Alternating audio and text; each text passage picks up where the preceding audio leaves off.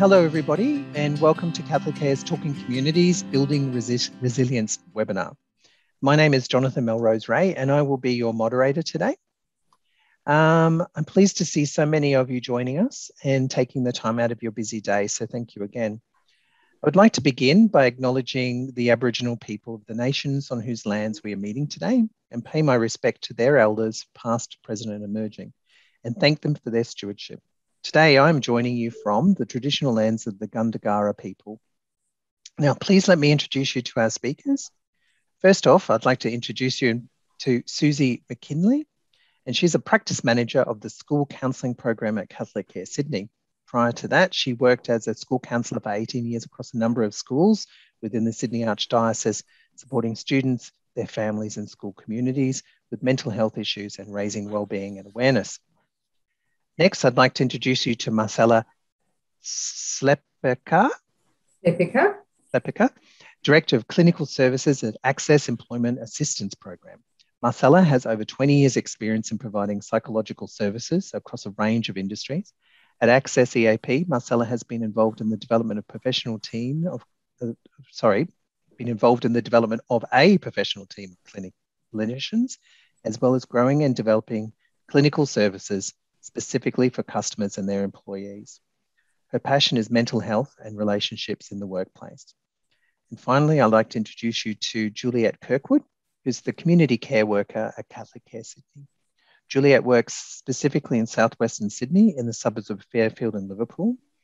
And these are two of the most disadvantaged, culturally diverse communities that have seen a clear correlation between disadvantage and the impact of COVID. Juliette provides practical support, including help to meet their basic needs, overcoming language barriers, access to essential services, and building positive social support networks. So today we're turning our attention towards the social effects of COVID-19 on groups and communities.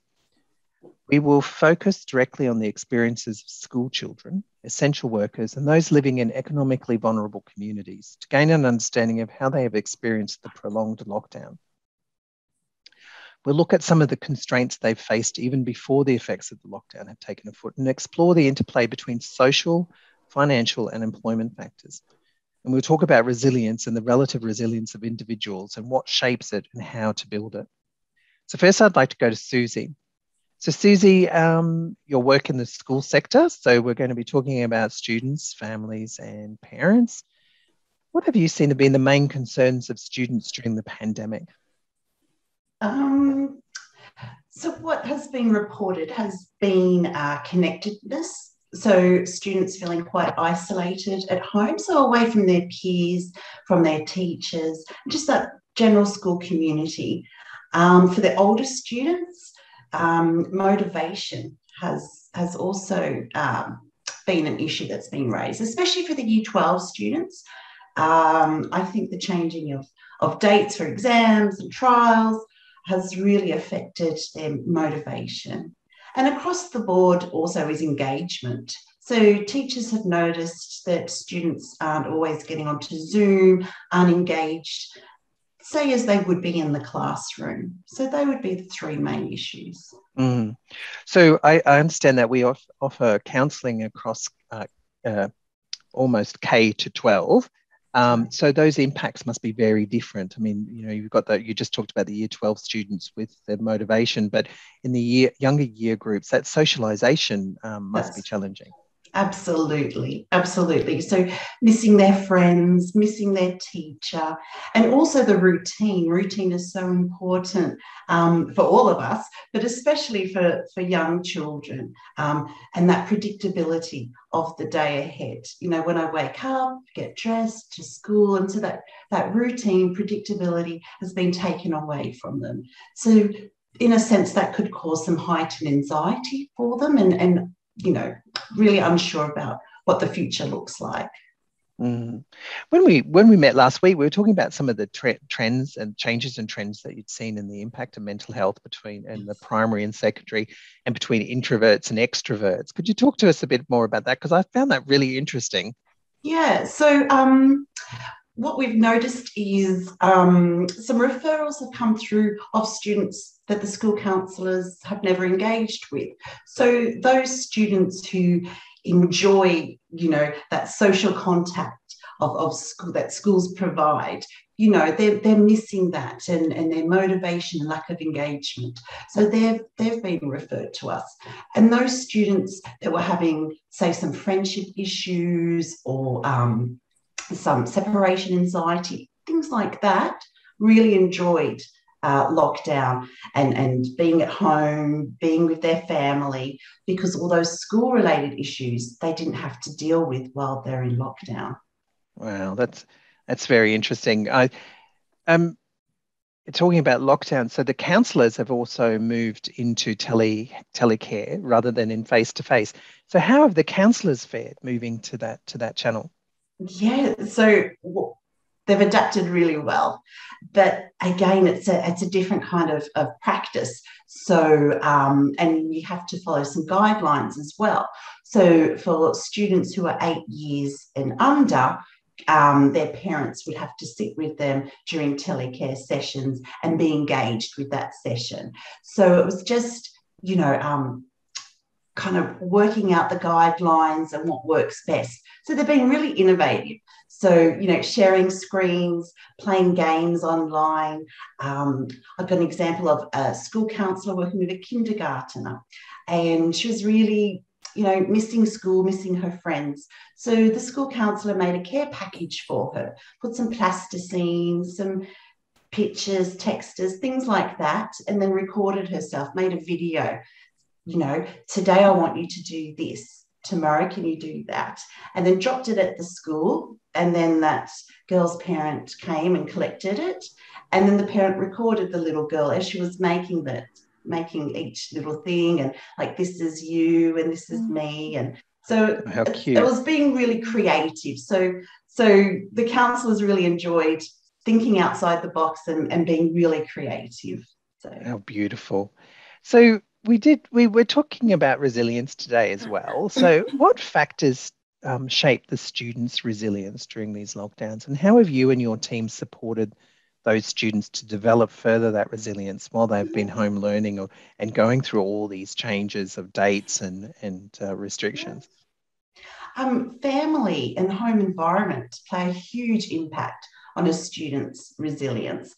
So there's a model, it's called the resilience donut, and it has various factors. So the school community, peer relationships, and family, and the importance that all of us play in building and encouraging, a child's resilience. So a lot of school counsellors have really engaged with parents during lockdown, had Zoom meetings. They've also given whole school community like presentations via Zoom, addressing things like anxiety or behavioural changes that they might find during lockdown, and also preparing your child for returning to school. So that's the school counselling and the school approach as part of that circle, part of that donut. And then parents also play such an important role in building a child's resilience. So, for example, when a child is returning back to school, you're walking your child or driving your child back to school, they pick up on how we're feeling. So if mum and dad in the car are feeling a bit anxious and a bit stressed, and make sure you wear your mask and wash your hands and before that child even steps out of the car, they're feeling quite anxious already. So they really are in tune with how the adults in their life are feeling. So a great way that families can help their child with their resilience is to recognise all the positives about returning to school. You'll get to see your friends, you'll get to see your teacher, you'll get to do sport and PE or music and art. So whatever it is that child's engaged in, focus in on those things, on the positives and not so much the negatives. Thank you, Susie. I think there's something in there for us parents on the webinar today as well. That's brilliant. I'll leave it there for a moment and I'll go to Marcella, if I may. So, Marcella, we've heard from Susie about the students at school, and I understand that your organisation works with teachers and other essential workers. What have been the main concerns you've observed during the pandemic? So I think that we've definitely seen heightened anxiety in workplaces, and that heightened anxiety is related to a number of things. but a lot of it is around change. So with the pandemic and lockdown, there's been a lot of change, and essential workers, especially teachers, have had to adapt from being in the classroom face-to-face to remote learning and different kind of techniques or styles with different year groups. So it's been a lot of change and a lot of anxiety and a lot of uncertainty. And those are the kind of key issues that people have been coming to, have been reaching out for support. And then the other one is relationships. Because of course, when we feel anxious, as Susie said, as a parent, if you feel anxiety, your children will pick up on it. And anxiety or uncertainty does impact on our relationships at home, but also with our colleagues at work. And those things could lead to fatigue, I'm sure. And that's the thing about essential workers and teachers is that everything in combination has led to people feeling really fatigued. Currently, really, I think there's been a lot of fatigue, low energy, low motivation, feelings of being overwhelmed by all the demands with teachers. Maybe it's like parents and children and the school policies, and it's been a lot. So the fatigue and kind of low energy has been key for many workers, but especially essential workers. So when we're talking about workplace stress, anxiety and fatigue, in what ways have you supported essential workers to develop their resilience? How is Access AAP supporting them, building? So we've been doing lots of things, Jonathan. Because for us, we take a holistic kind of approach. So we recognize that resilience is something that we can grow and develop and strengthen. We realize that resilience is something that's impacted by many factors, external, but also internal, our own kind of personalities or thinking style or our own resources. And so we take different approaches to kind of building individual resilience, but it is holistic, looking at strategies for physical, strategies for emotional and mental. Our recent kind of focus has been on some positive tools like creativity and nature and pets as a way of looking after yourself and being kind to yourself and bringing joy. But we've also, the other side of the coin is organizations and working with managers and organizations to understand the impact of workplace and the different demands of different roles on employees' well-being and resilience. The most common example is workload. So many people are very fatigued because the workload is so high during this time, on top of all the anxiety and worry about uncertainty. I can't imagine what it must be like for an essential worker who has primary school students in home learning and being able to and have to manage those shifts. And what would you say to our participants today who may be experiencing any of these issues or returning to the workplace and feeling anxious? So I think that's very common, that anxiety around coming out of lockdown and returning to the workplace, because it's about what can I expect? And it's also about overcoming that. You've been comfortable at home. It's a comfort area of comfort. You feel safe. Now you have to go out there into the world, and what will that be like? So my advice is acknowledge what you're feeling is normal. Take it slowly, one day at a time. Don't rush out there or push yourself if you're feeling anxious. Just take small steps and keep up your kind of routines around what we know works well, like getting sleep and rest and eating healthily, but also reach out and connect with those people that can support you. Don't feel isolated and alone. So lots of advice. Yes. The big one for me is just reach out and connect with others, friends, colleagues, principals, with us at the EAP, whatever you feel comfortable. Thank you, Marcella. And I'd like to say that if anyone here or anyone you know needs help, then please call our telephone counselling platform Careline on 131819 and we'll make the appropriate connections and referrals. Thank you, Marcella. I'm just going to go to Juliette now. Hello, Juliette. So you work in Fairfield and Liverpool, and they're in the heart of the LGAs that were listed as the LGAs of concern and had the harshest restrictions. What impacts have you seen on the resilience of those who are coming to you? Yeah. Well, thank you, Jonathan. I've seen impacts on multiple levels. First and foremost, I've seen an emotional impact with a triggering of past traumas associated with their experiences with authority in their country of origin. And I've also seen parents with children who have a disability, for example, pushed to their limit due to not getting a break and unable to decompress. So there are a few emotional impacts. But I've also seen a lot of financial impact due to job losses and an increase in expenses. The increase in expenses could come from home learning, which increases utility bills and internet expenses, coupled with a lack of devices. There's also impacts on a psychological level, on parents trying to help their children with home learning and not having the language skills. And this could be quite frustrating and stressful for parents when they're unable to navigate that. And I've also seen physical impacts with overcrowding in the home and all the children trying to do home learning on one device, you know, and so the impact are multi-layered and quite complex. Yeah. Okay. Yeah. I remember we had the conversation last week, very similar to this, and that sort of fighting for time and competing for capacity within the home is very complex. And you have a lot of cold people, so people of culturally and linguistically diverse background in your community. Could you tell us about how they fared during the lockdown specifically? Yes, you're right.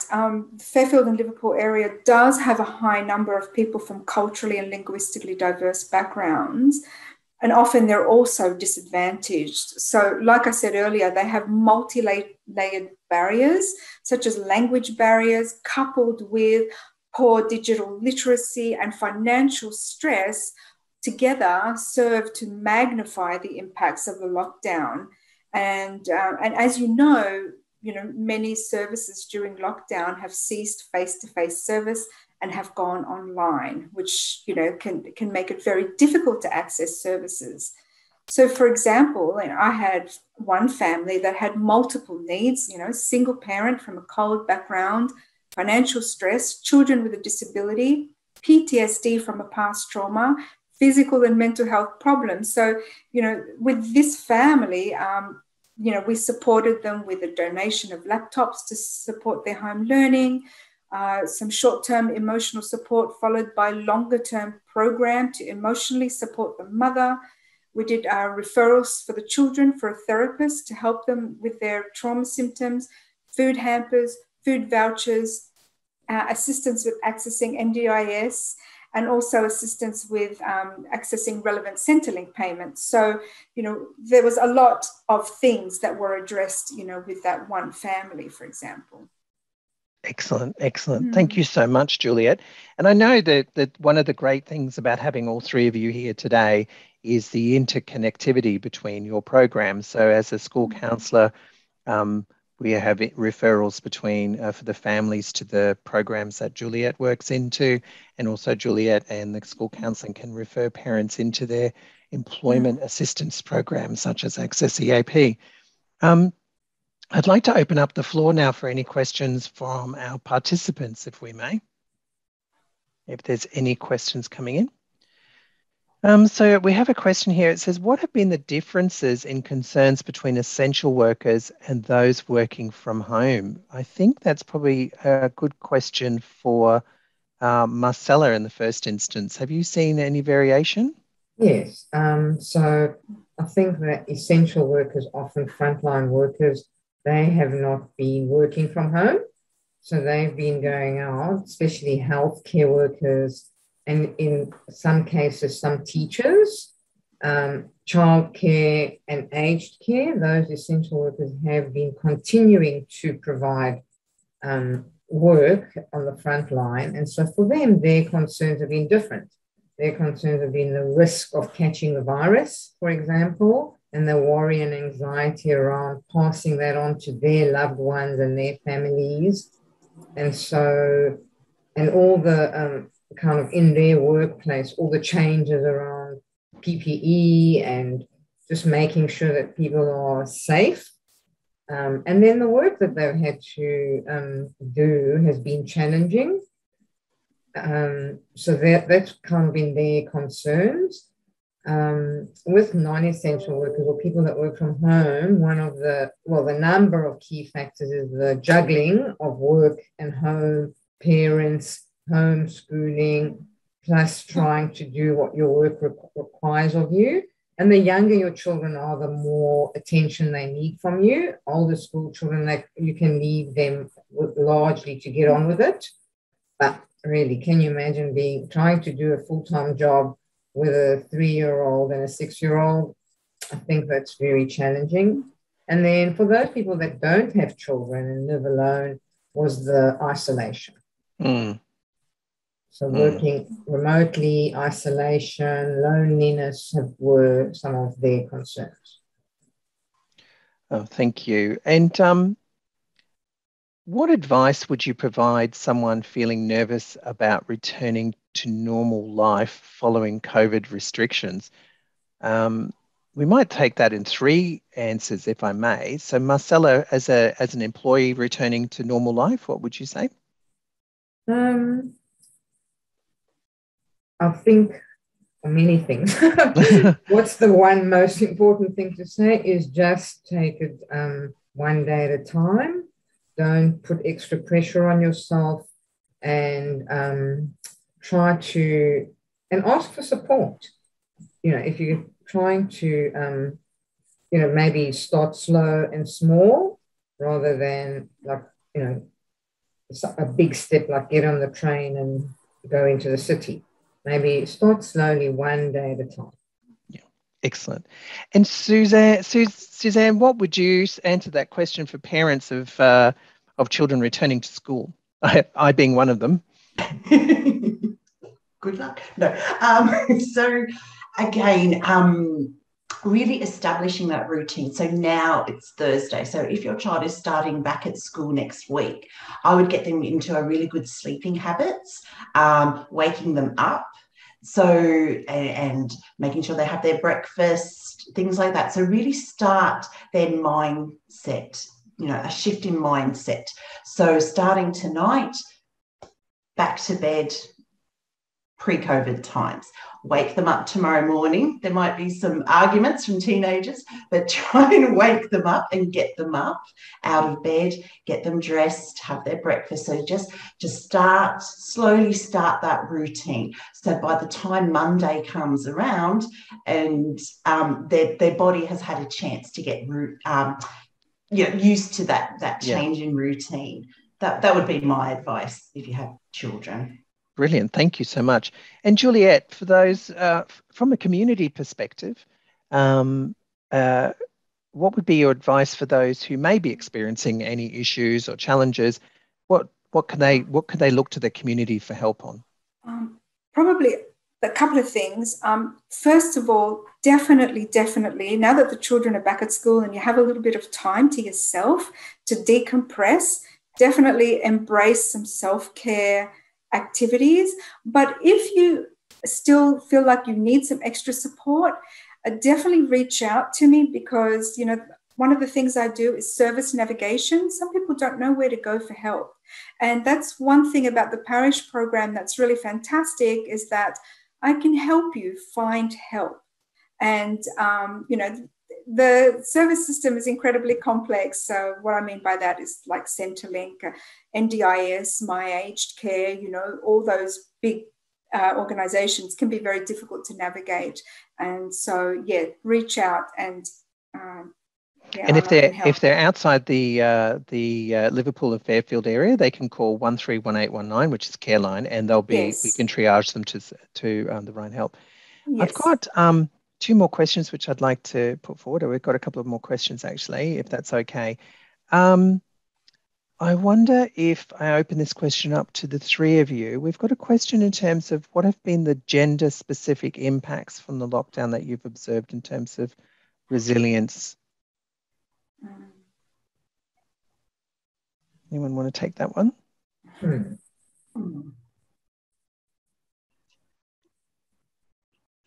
children, I haven't heard back from school counsellors necessarily regarding gender, more about their personalities. Say if that child was very active, involved in community sports, whether that's netball or football, that was closed down. So it was more about their personality and their interests and hobbies than gender. That hasn't been raised from school counsellors. Okay. There's been some data emerging around the gender inequality in terms of women who are at home, if working from home, having to actually maintain both like the school at home learning and the traditional role of the housemaker plus their own jobs. Have you seen any of those stresses coming through, Marcella? Yes, we have. So I was just about to say that, Jonathan. Thank you. That there has been, in terms of gender, that women have largely taken on the larger portion of unpaid work in the home, a greater portion maybe than men have. So we have noticed that women feel much more kind of, the anxiety levels and their fatigue levels are greater. Not all, of course, because I don't want to generalize, because there are many men that are also doing work. So I don't want to make it a judgment, but that's it. I agree with you. There's definitely research coming out about that. And I think that might actually lead, because there's been that phenomenon in the US called the Great American Resignation, where a lot of people are stepping out of employment because they're actually reconnected into some of those housebound roles, non-gender specific as well. The other side, I've got one more question actually for you, Susie. And the question is, should we be concerned about our kindergarten children who haven't been at school long due to COVID? That's right. For a little one, a 10-week term feels like forever, doesn't it? And then only coming back this term. What I'd say is that they're pretty adaptable, the young ones. And some of them have memories like goldfish. So pretty soon we'll find in the next few weeks that lockdown was something that happened ages ago, and I'm back at school now with my friends and with my teachers. So, but if you are noticing from your child that they still quite haven't, adjusted and you have some concerns, just reach out to your class teacher or the principal, and they can link you in with the school counsellor if you still have concerns. But over the next few weeks, hopefully you see that your child has adapted well and they're back into that routine and they're enjoying school just like they did before lockdown. Brilliant. Thank you so much, Susie. And thank you, Marcella, and thank you, Juliette. That's all the time we have for now. So thank you very much for joining us today. Thank you very much. Thank you. You're welcome. Thank you. So CatholicCare Sydney's community care worker program, where Juliette works, has been operating in Liverpool and Fairfield since 2019 and ensures those who are the most vulnerable in the community receive support. In its first year of operating, the program provided more than 3,000 occasions of service, which is phenomenal. In response to the demand, the program has recently expanded to Bankstown. This program is operating in the LGAs of concern. And CatholicCare Sydney funds this program through donations, community grants, and contributions from parishes in which it operates. It is not fully funded, and we continue to seek support. So there are 3 ways you can help: with a gift or a donation to support the work, by referring the community care worker program to others who may be able to provide financial support, or by sharing the work of our work with your community. If you or someone you know needs help, then please call our telephone counselling platform Careline on 131819. Thank you for joining us today. We hope you gained some valuable insights from our speakers, and you will receive a follow-up email with a link to view the recording from us today. So please do share that with your network. And thank you, everybody, and goodbye. Thank you. Bye. Bye-bye.